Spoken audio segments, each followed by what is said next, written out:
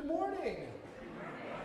Would you please rise in body and or spirit and join me in doing some singing this morning to get our service started, welcome each other here with some voices. We're going to start with two tunes, one of which most of you will not know, if any of you, and the other of which a good number of you might be familiar with. The first one is Morning Has Come, which you know we have our screens here, which have all of our lyrics, right? But if you ever wanted to follow along with the music, we still have all our teal and gray hymnals out there amongst the congregation. So you can grab this teal hymnal if you want to follow along with the music. This is number 1000 in the teal hymnal. This is Morning Has Come. I'm going to sing a line, and then I want you to sing it, and I'll sing it along with you as well.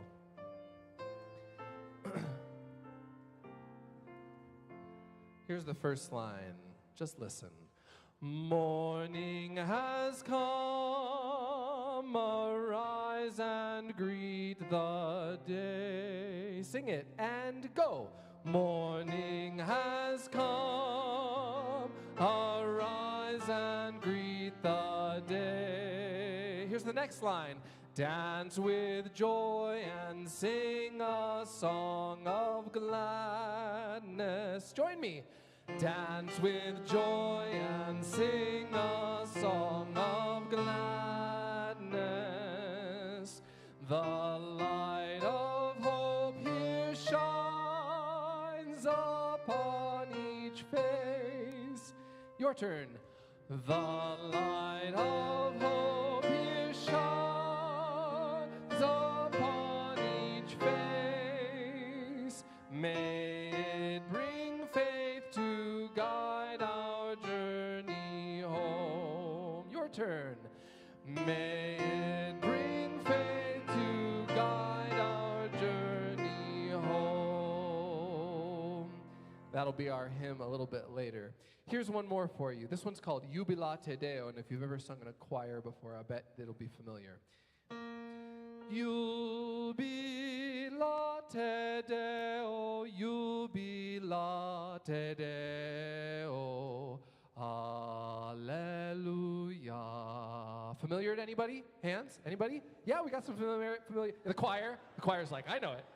Yeah, because we've been working on it for the last few weeks. Here's the first line. Jubilate Deo. Just listen again. Jubilate Deo. Your turn, go.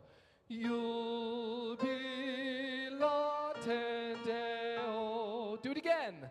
Jubilate Deo. Here's the second line.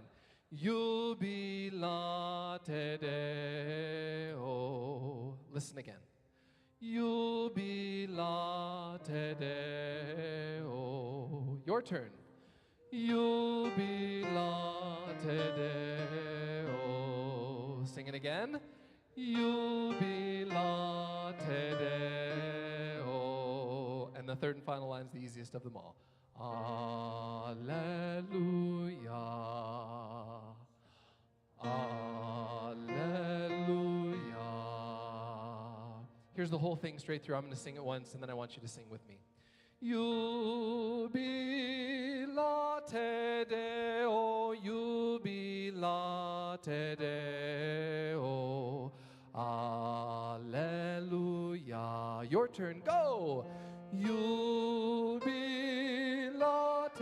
Deo, Jubilate Deo, Alleluia. And we'll sing that. You're going to join the choir in singing that a little bit later. More to come. Welcome to worship this morning. We're so glad you're all here. Happy Easter. Have a seat.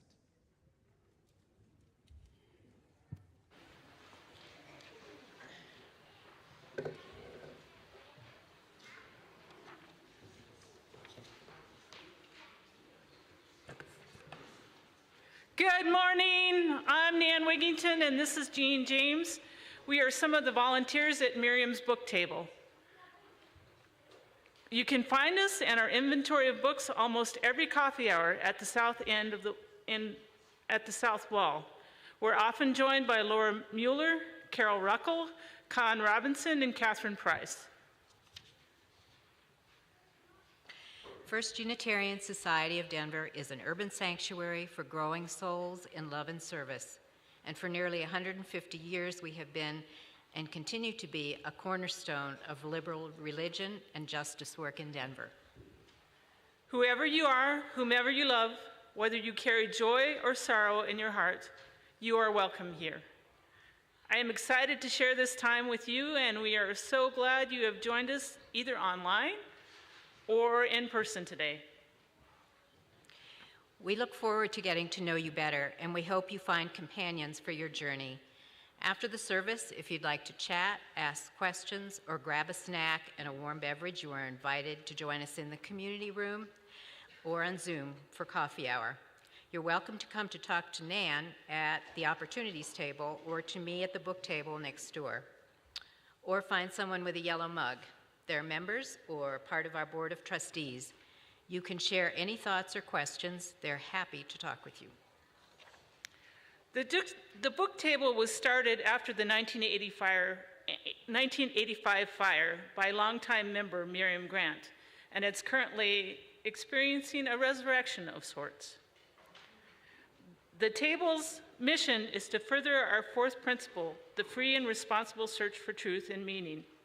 With our pamphlets, we provide a welcome station for visitors, members, and friends. We also offer books for sale, books that resonate with our core spiritual beliefs and social justice ministries. Today, Jane is going to be our book model. We are showcasing some new arrivals. Breathe, Imani Perry's letter to her sons, the anthology So We Can Know, Writers of Color on Pregnancy, Loss, Abortion, and Birth, and these wonderful kids' books, Heartstring, We Are Not Broken, We Are Not Broken, I Am One, I Am Me.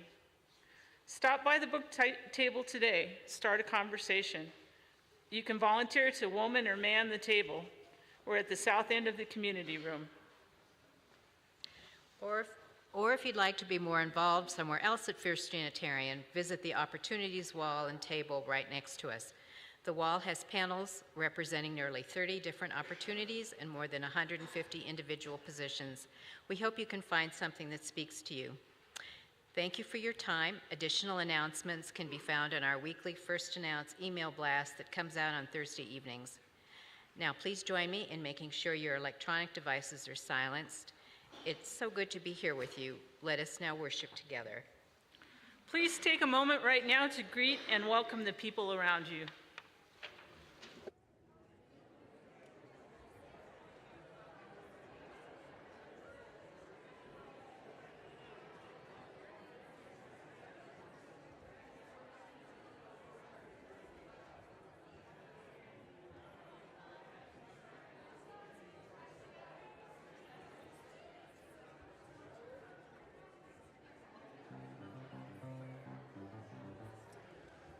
And now, whoever you are, wherever you are welcome here. Would you please join me in singing our song of welcome? Turn to your neighbor and sing it right to them.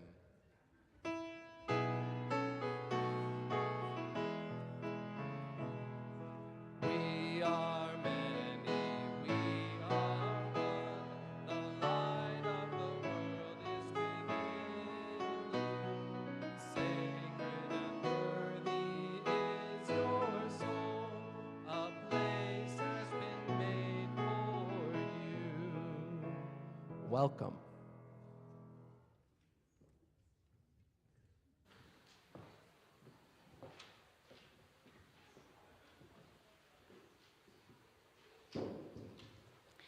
I call us to worship with the words of Vivian Pomeroy. Let us give thanks on this day for the courage which is equal to every new day, for the hopes which arise out of the failures of yesterday, for the resolve which lifts its head above wrong and woe and affirms its right to repent and begin again, for the life which cannot be held by death, for the healing which comes to wounded hearts through time, for the joy which breaks in when we know not how and when it is least expected. For the darkness where the roots grow. For the golden thread of valor and goodwill that will never be lost. For all those labors and the laborers who have sown in goodwill. For the high calls to duty in our own time. For the goodness which is at the heart of the world. For the radical love of this man named Jesus. For all whom we love. And for this beloved community. For all of these this morning, there is cause for joy. There is cause for rejoicing because we are together and because this room is big enough to hold us all and all of our dreams, along with the hopes and the labors of those who have gone before. As I light the chalice this morning, turn your hearts towards joy. Come, let us worship together.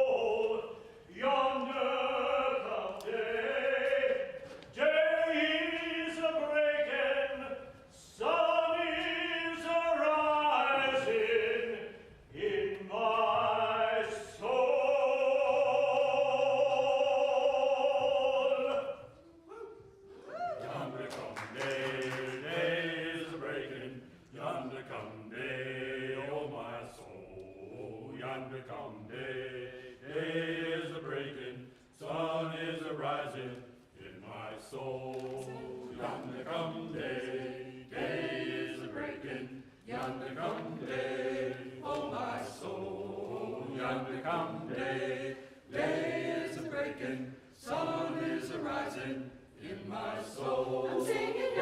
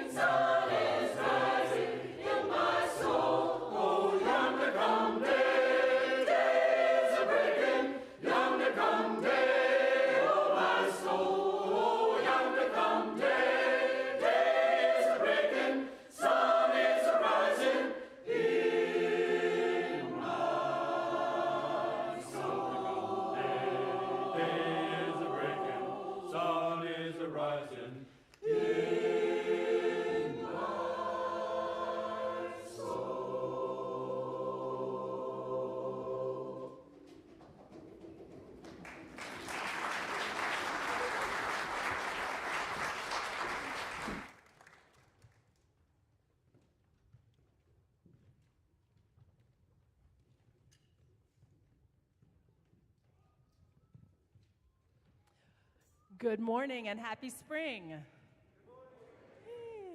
I'm Erin Kenworthy, the Director of Religious Exploration here at First Unitarian, and I'm going to invite all of my young and young at heart friends to come on up here. We are going to talk a little bit about this time of year. So, recently and currently, people are celebrating a holiday called Ostara, also Passover and Ramadan, and also today is Easter. Yeah? That's a lot of celebrating from a lot of different cultures and religions around the world because we celebrate life and all of the different cycles and phases that life goes through, and so lots of cultures and religions have created celebrations for those things. And today is Easter, today, this actual day. And so we're going to celebrate the gifts of new life and renewal and regrowth and hope and miracles. Yeah? So I have a question for my friends up here. What is a miracle? Ooh. Yeah. All right, Eben. It's something that is good and happens coincidentally with something else. All right. Yeah, people liked your answer, yes? Yeah. All right. Do we have anything else we want to add to our definition of a miracle? All right, Aaron. It's when I get chocolate cake on Easter. Ah, you get chocolate cake. Maybe, or that might just be good luck. It can be hard to discern, good luck versus a miracle, or just something cool, coincidence. So a miracle is something that is surprising and welcome. It's a surprising and welcome event that is not explained by a natural or scientific principle. Yeah. Seems to be divinely made or manifested in some way. That's a miracle, right? So some examples of miracles. Do you have any examples? Oh, suddenly we're quiet. Okay.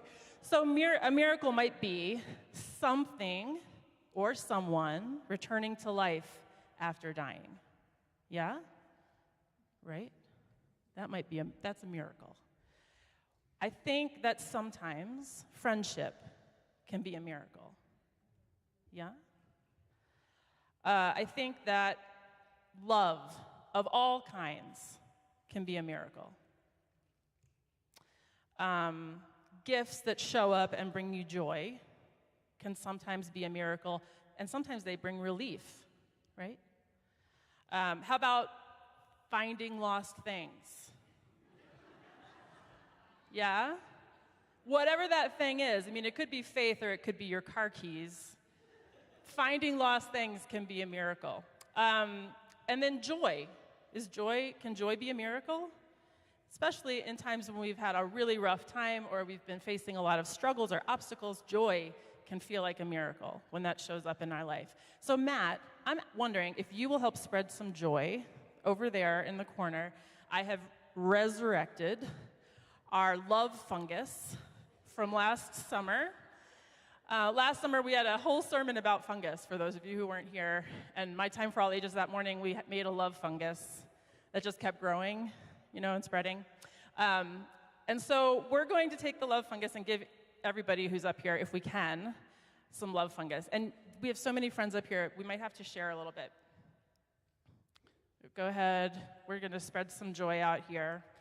And then if you'll notice, the cool thing about this particular material is that it can separate into units. So if you can, separate those. Yeah, pull them apart. Velcro is a miracle. And pass those around. Make sure your friends have got a piece of the love fungus. A piece. And I'm going to teach you a song. I'm going to teach you a short song that we're going to sing today about receiving things and then letting them pass through your life and to other people, all right? So the first, I'll sing a line and then you sing it back to me. I'm going to use your method, Brian. Let us take what we have been given. Let us take what we have been given. Let us take it and give it away. And so to practice, my friends up here, will you please take the piece of love that you have and give it away to somebody in the congregation? You can have a second. Go find somebody and give away the love that you have received this morning.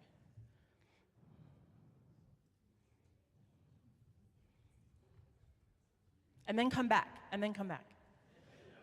No, you don't have to know who it is.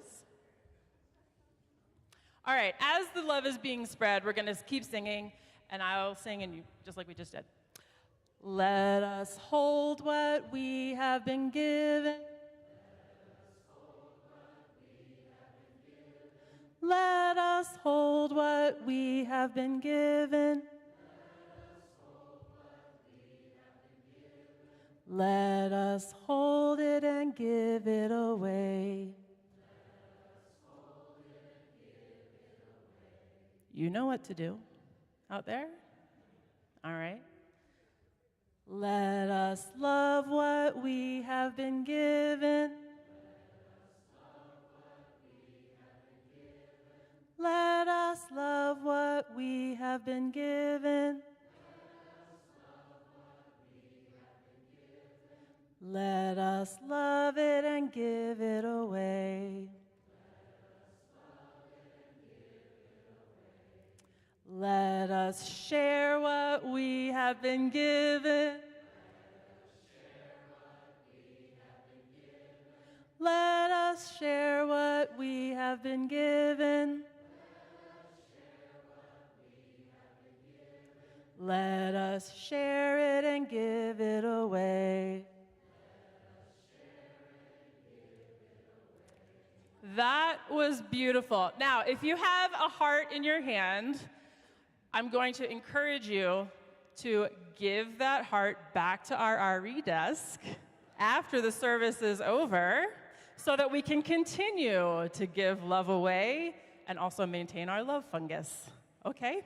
All right, the last thing I want to share is that today for Easter, rather than doing an Easter egg hunt, this congregation has a long history of doing what was called a donation hunt. And we would gather donations of food and hygiene items and hide them around the church, and then our children would go and find them, turn them in, and get a prize. And then at the end of that, I would take all of the hygiene items that had been donated, / that I had also brought here, that had been in my car in the morning that I had brought in, and then we hid them, and then I would pack them all up, or somebody else would put them in their car and then take them somewhere else. It was a lot of movement, yeah. So today, in the spirit of that, we're doing a compassion kit hunt, which means that these items are downstairs. We've got a bottle and a cup of noodles and socks and a sanitary pad and chocolate and goldfish crackers and a fruit pouch and a Nutri-Grain bar and a granola bar and trail mix. All fits in this bag. And so our kids and youth today will be, and adults if they want to join us after the service, will be looking for these items that have been hidden in our basement and putting a kit together. Once the kit is put together, you can bring this to me, and there will be an additional treat for those who participate. It might be food, and it might not be. Might not be edible. And then you will get to take this with you and give away the love and compassion that you received here this morning, similar to how we gave away the hearts that we just passed around. Cool, right? Yeah, I know. It'll be fun to find the things, but also then to take that joy out of this sanctuary and out of this building and into the community around us, to people who are standing on street corners and living on sidewalks right now while they're trying to find resources for themselves. And so we will support that as part of our Easter and spring celebration today. Thank you so much for being here. Please join me in singing our children and youth out to their programming. Children who are 5th grade and younger will be upstairs today in our chapel, and our youth will be with me downstairs hiding the things. Yeah.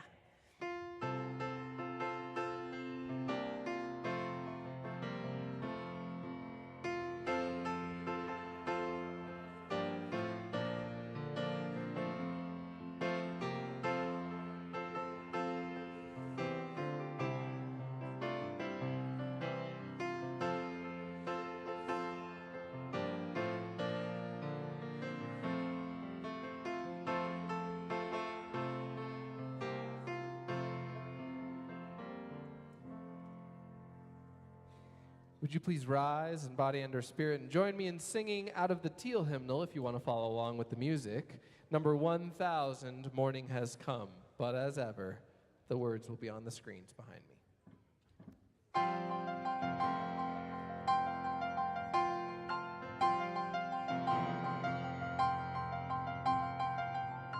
Morning has come, arise and greet the day. Dance with joy and sing a song of gladness. The light of hope here shines upon each face. May it bring faith to guide our journey home.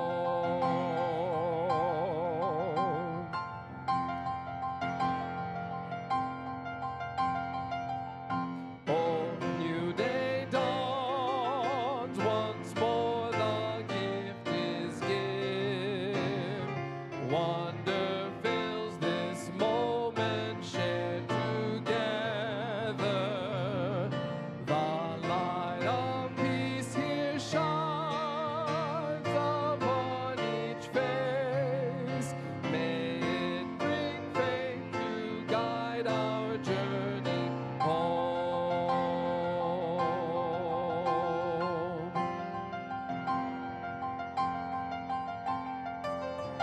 Open our eyes to see that life abounds. Open hearts to welcome it among us. The light of love here shines upon each face. May it bring faith to guide our journey home.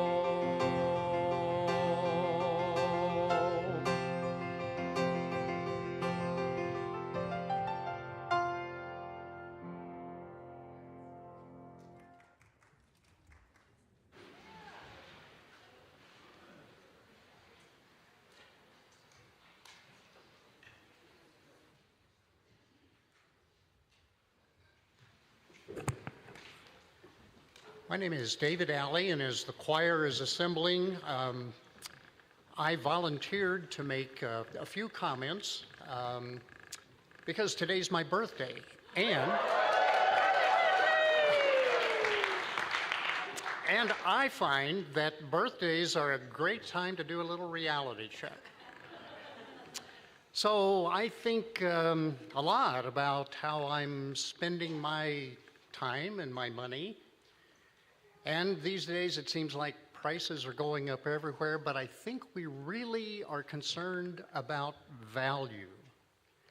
And I find that this place, the people that staff the programs here, the sermons, the music, the social programs that we do, the relationships, this is real value. As Mike says, religion is about a right relationship with reality. And that has value. So in a few moments, baskets will be passed. Those of you online can go to the website and think about donation. And you're invited to do a reality check and to think about how your time and money are spent. And you're invited to invest and engage deeply with this beloved community.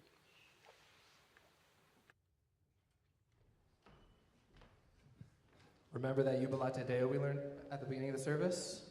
Now's the time. I'll sing it once, and then I want you to join me every time after that. And eventually, the choir's going to drop out for a minute, but they're going to sing it all in a round, and you're going to be a part of that round. Jubilate Deo, Jubilate Deo, Alleluia. Join me. Jubilate Deo, Jubilate Deo, Alleluia. Jubilate Deo, Jubilate Deo.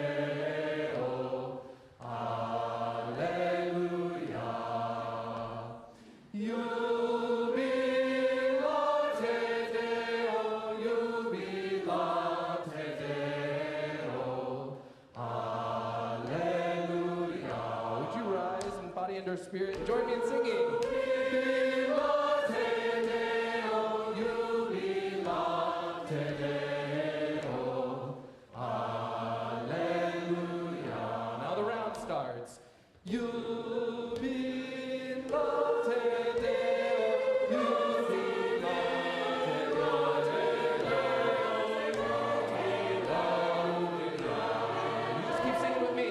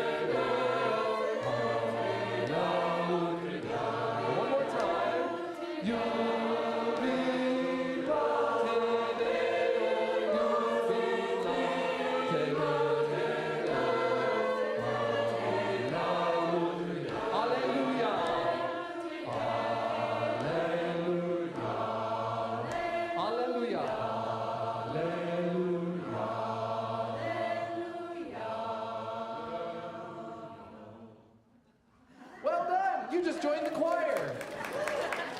I'll see you Thursday at 7 o'clock.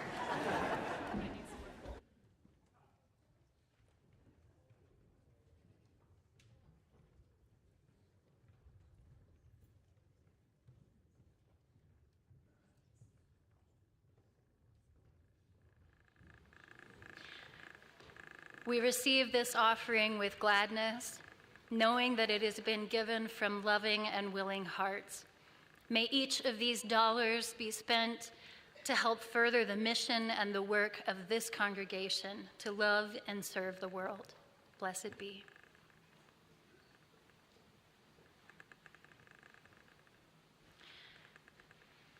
This Easter, as we begin the pastoral prayer, I bring you a reading from the New Testament book of Mark. When the Sabbath was over, Mary Magdalene and Mary, the mother of James, and Salome brought spices so that they might go and anoint him. And very early on the first day of the week, when the sun had risen, they went to the tomb. They had been saying to each other, "Who will roll away the stone? Who will roll away the stone at the entrance to the tomb?" But when they looked up, they saw that the stone, which was very large, had been rolled back. And as they entered the tomb, they saw a young man dressed in a white robe, sitting on the right side, and they were alarmed. But he said to them, "Do not be alarmed. You are looking for Jesus of Nazareth, who was crucified. He has been raised. He is not here. Look, there is the place that they laid him. But go and tell his disciples and Peter that he is going ahead of them to Galilee, and there you will see him just as he told you." So they went out.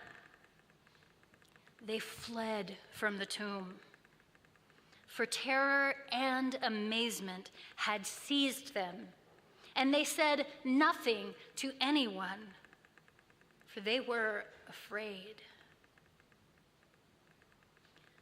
Many in our world and in our community and in our neighborhood are also today afraid. For so many reasons, they have had to face a crucifixion in their life or observe it in someone they love. They watch society go awry. They long for love and don't receive it. And so, in these moments and on this day, we are people who choose, even amongst our alarm, our amazement, and sometimes our own terror, to still open our hearts and our minds and our arms to embrace one another and the world, and this is a prophetic act. It is one that can change everything. And so this morning, our prayers reach out to the world. We hold in gratitude the voters in Wisconsin who have helped secure the future of abortion access and voter district justice in a state that has been going awry for quite some time. This morning, we grieve the abortion of justice in Tennessee. In the legislature, as 2 representatives of color were expelled this week after protesting with their constituents for sensible gun laws. And we grieve because we know it will take much time to correct this wrong.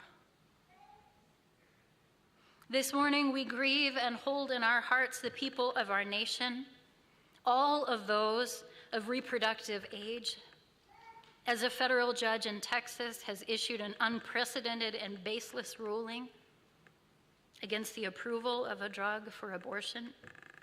If it takes effect, this ruling could upend abortion access nationwide.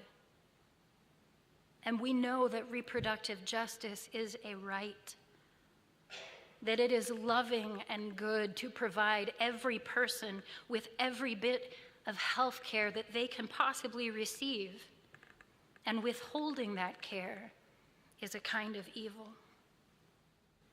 So this morning we pause in an Easter hope for a world of more peace, more justice, and more compassion, even though we have not yet seen it resurrected.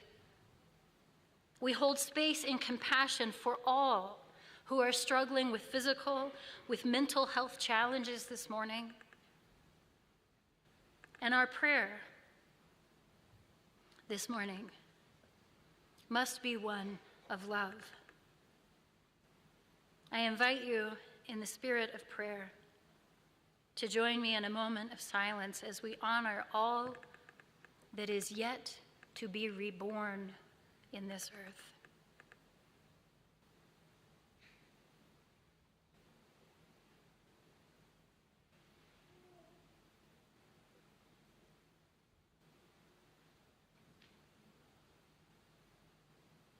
May everyone here, may everyone listening, may all of those hearts connected to love, may that fungus of love grow among us.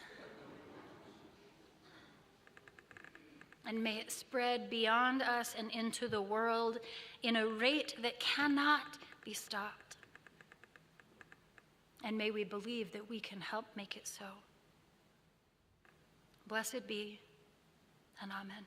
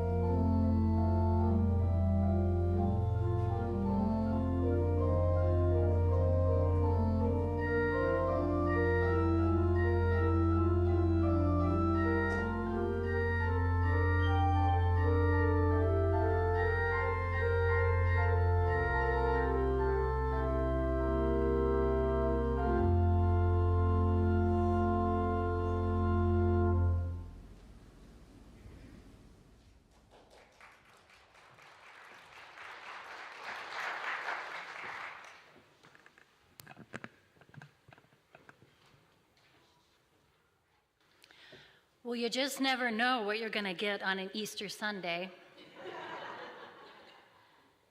The first time I ever preached on an Easter Sunday, I filled in for Reverend Jan Halloran at Prairie Unitarian Universalist Church in Parker with 2 days of notice. I was in theological school in my final year, and they called me and told me that Jan was sick and could I fill in. And Jan was my mentor at the time, and of course I wanted to fill in, and they asked me, "What will your title be?" And don't forget to mention Jesus. And that is what they printed.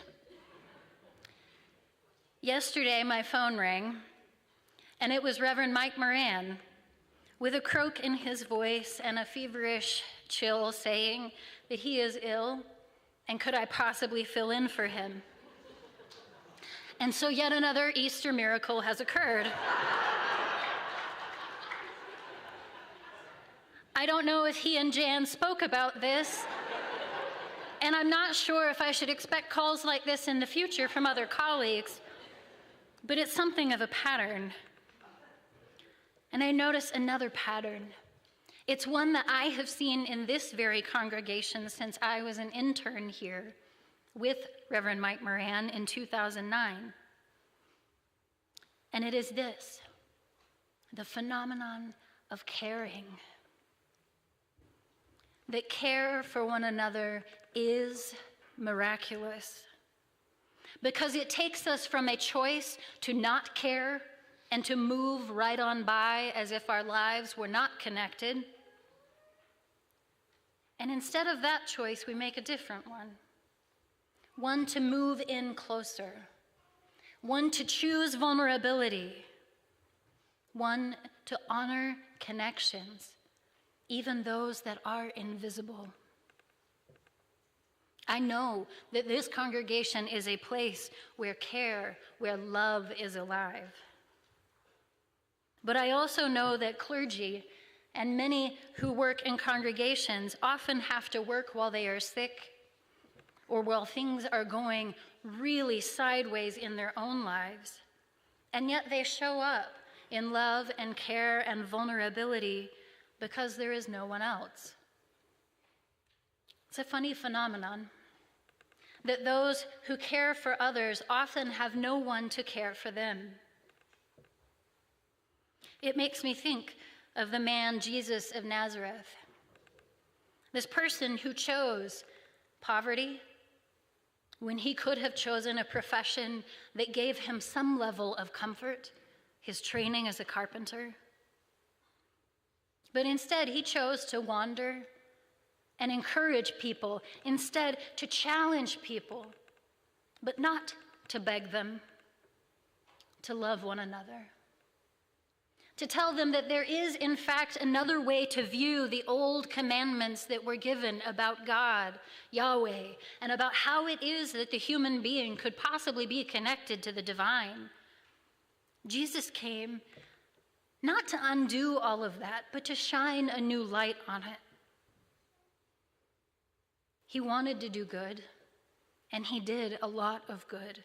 He did so much good that people remember him as miraculous, that his presence, his love changed things so substantially, so entirely, that it was as if a miracle had occurred. And love is like that. So is the gladness that can happen when people of like mind or of like heart gather together. And this morning, as many years ago, I won't forget to mention Jesus. But I know that on Easter and in a Unitarian Universalist congregation, there are many thoughts and feelings about this man, Jesus of Nazareth. Whether he was divine or whether he was a rabbi and teacher or both. Whether he was truly raised from the dead by miracle to live again or whether that was a metaphor. The Reverend Francis Manley wrote, "Our children need to know the Jesus who was kind and compassionate to children, to the poor, to the sick, the despised, the dispossessed, the Jesus who knew, far beyond what most of us will ever experience, what it is to be fully human, who knew out of his own experience how the human stretches inward and upward toward the divine until it becomes impossible to say where the divine ends and the human begins. So much of what has happened since the time of the crucifixion of this man, Jesus of Nazareth, so much has happened in his name, and as if he was the one who directed it. And regardless of what it is that we believe about the man Jesus, about his life, his death, and the resurrection story, there are gems, there are pearls of wisdom within this story that can help us learn and live now. Everyday life teaches us that there are cycles, that there is birth, growth, maturation, procreation, death, decay, rebirth. I've learned recently of a company that is composting humans. Dang, I love our creativity. Friends, I could just cuss happily about this all day long. There is something beautiful about honoring the human being, the human form, and these cycles that are so natural, but sometimes that have us seized up with both amazement and fear. Much like those women who went to the tomb and found the stone rolled away. So much of our life, even though these are natural cycles, we find ourselves rather stunned by what happens to us. The sinewy aspects of life are more than a slight repositioning or a redecorating. Instead, most of these changes can feel like they remake us entirely, as if our DNA is rearranged from things that we have experienced. Have you experienced these things in life? Moments, relationships, losses, changes that move you from this to that, where you are still you, but you have changed. Complete.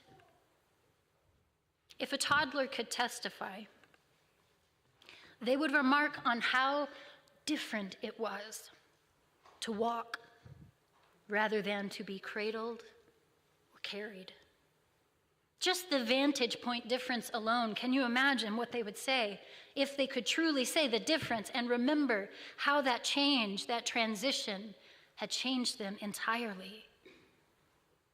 The parent can testify to how life was different before versus now. I, as a parent, can testify that life is different now than it was before. The spouse grieving the death of a life partner sits in that profound abyss of change and can tell us how entirely different they are now from then.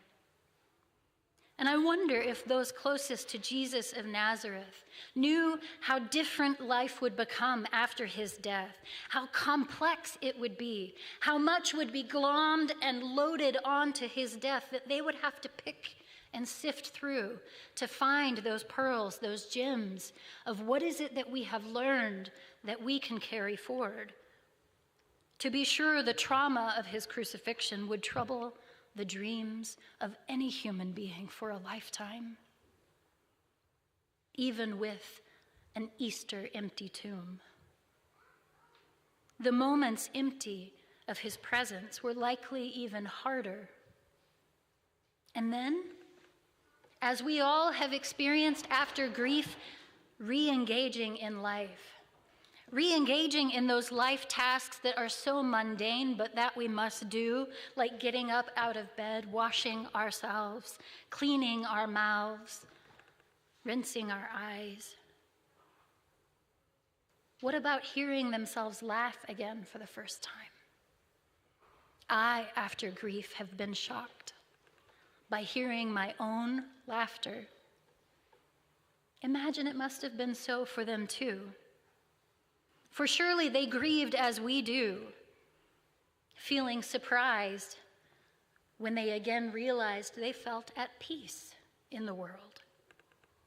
When Jesus' mother grieved his death, she grieved a future that she imagined but would never get to experience. It doesn't take an actual death and resurrection for us to have the same type of experience, grieving a future we imagined but aren't going to get to have. That's happening right now in Tennessee. That's happening right now in Texas. It's happening right now in Syria, in Palestine, so many places in the world. People are grieving what they imagined but has not come to pass. The apostles and the disciples grieved the loss of a rabbi, a teacher, an advocate, a friend. And we also are humans who have grieved what we have lost. Brené Brown wrote, "Numb the dark, and you numb the light." So we speak this morning some to the dark, but we don't end there because neither does the story of Easter. We speak to the dark because it is real, it is profound, and it is something we must grapple with if we are to be healthy human beings and if we are to have healthy community. We speak in Unitarian Universalist churches to pain and suffering in us and the world so that we can also speak to love, to power, and to joy in us and in the world. The empty tomb that day was cause for confusion, but also amazement. Amazement is a precursor to joy. Not always, but it can be. How it came to be empty, that tomb, is a point of theological contention that in most ways matters not today. What matters is what we do with the light after we have experienced the dark.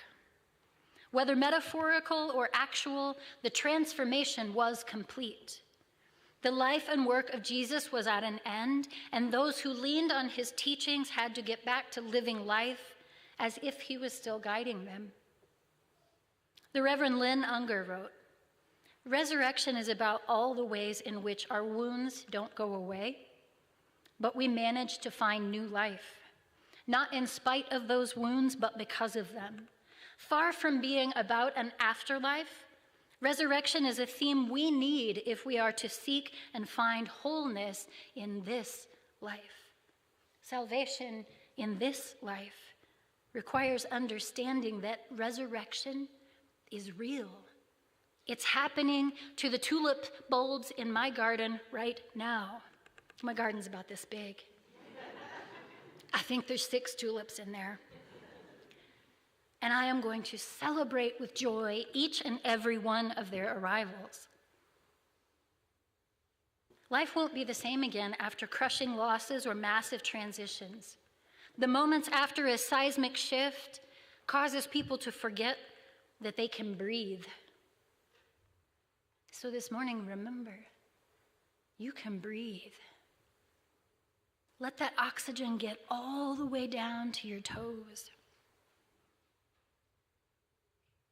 People who are grieving, who have experienced losses, as time goes by, they remember how to get up in the morning. They remember what doing good feels like, what being kind to someone else or having someone be kind to you feels like. They remember that even though there is struggle from, there is also struggle toward. Moving, grappling towards that which is possible, even though that which we imagined isn't going to happen. Easter is about reimagining how we can find joy in the face of all that is dark and difficult. The writer of the Psalms wrote, "Weeping may last for the night, but joy comes in the morning." Many say that this very psalm was written to speak about the resurrection of Jesus. This is also that morning. It's the morning when we woke up and found the sun came up too. faithful as ever. And so I wonder for each of us, if we find that that tomb is empty for us in our own lives today, if we could imagine that that which has held us, crushed us, crucified us, caused us difficulty and to forget how to breathe, if we could imagine that this morning those things disappeared like an empty tomb, how would we spend this day? If you could spend this day in your very favorite way, a way that causes you to feel alive, awake, and to feel joy, whether it be alone or with others, whether it be in the mountains or at the ocean or in a quiet, dark room. If you could spend this day in your very favorite way, what would you do?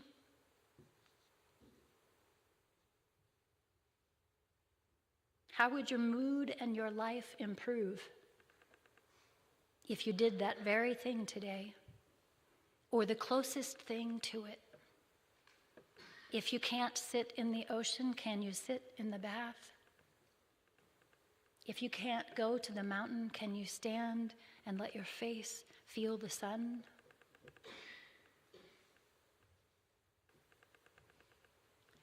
The Reverend Mike Morran, minister of this congregation for more than 2 decades, a person who I hold in great regard, uses this quote from Nicolette Sauter in his email signature. And it's not the quote he's always used. I've been receiving emails from him since 2009. And every now and then the quote changes. I love this one. It is the spirit of Easter. Nicolette Sauter wrote, "Remember, no barefooted, tree-climbing, frog-holding, mud pie baking, cloud-spotting, puddle jumping, bird-calling, wild foraging, moon-gazing, firefly chasing, fort-building, creek-following, rock-hunting moment with nature is ever wasted." I bet Reverend Morran would spend days in nature. Many of us would too. Nothing that we do towards happiness or towards joy is ever wasted. Yet so many of us almost fear joy as much as we fear pain. This is something I've discussed with my own therapist. It just seems almost ceaselessly that sometimes we can truly be just as afraid of success as we are of failure. That we don't know how to stand and live in the light because we're afraid that that light might go away.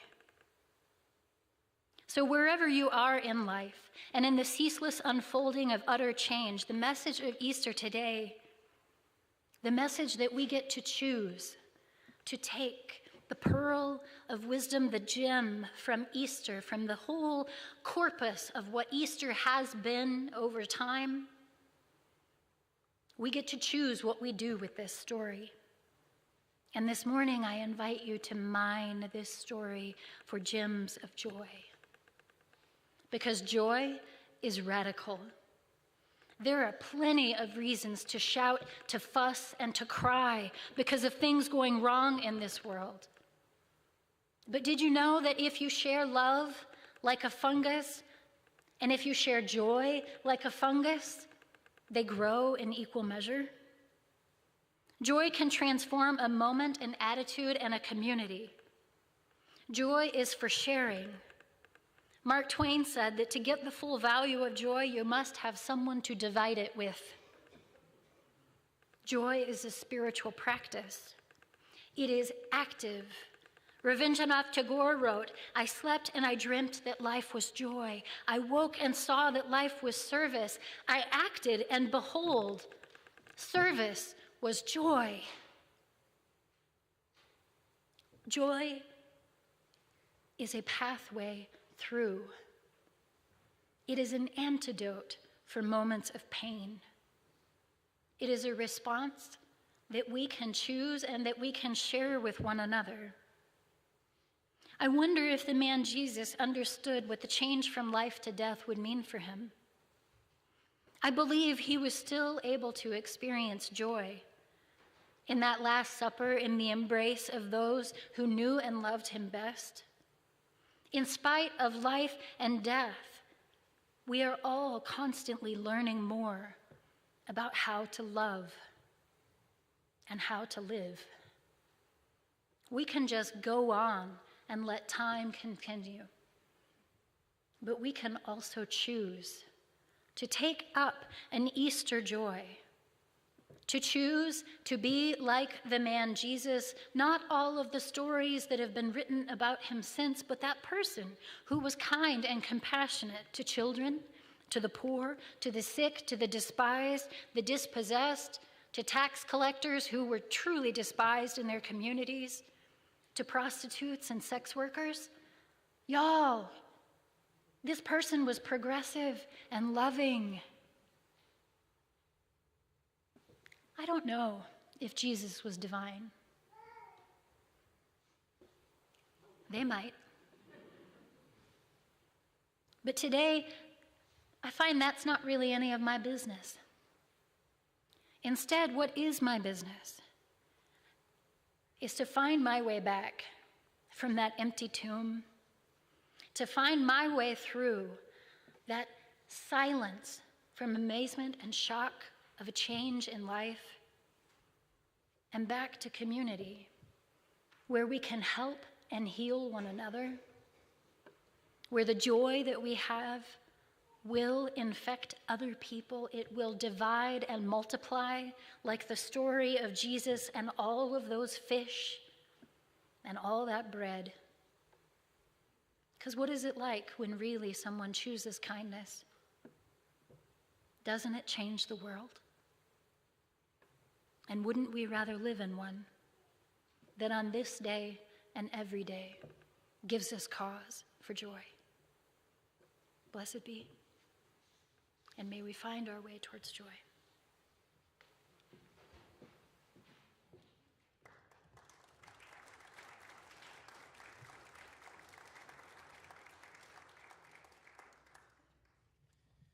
Would you please rise in body and spirit and join me in singing out of the gray hymnal if you'd like to follow along with the music.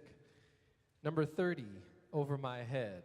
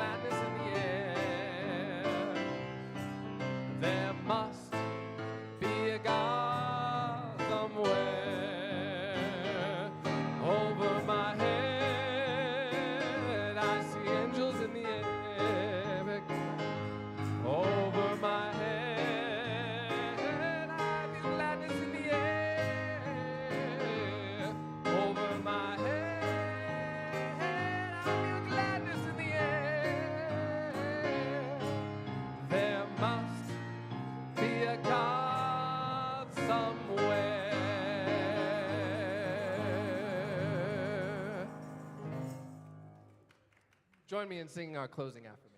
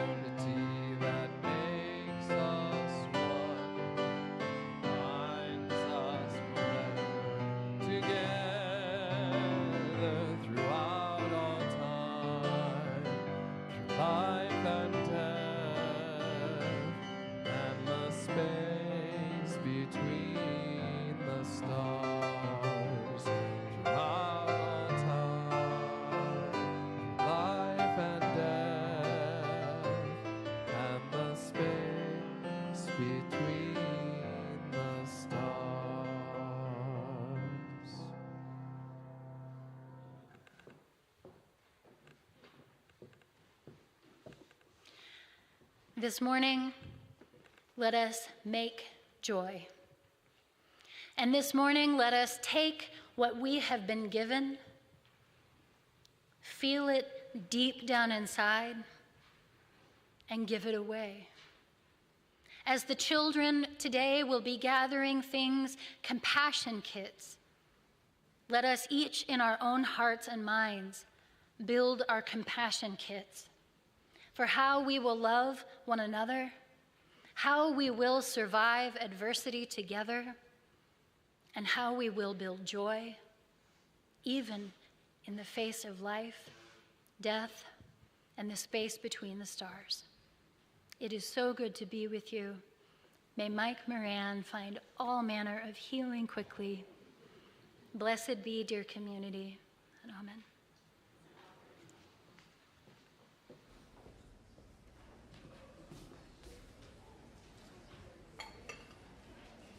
Our service is ended. Have a wonderful, joyful Easter to everyone.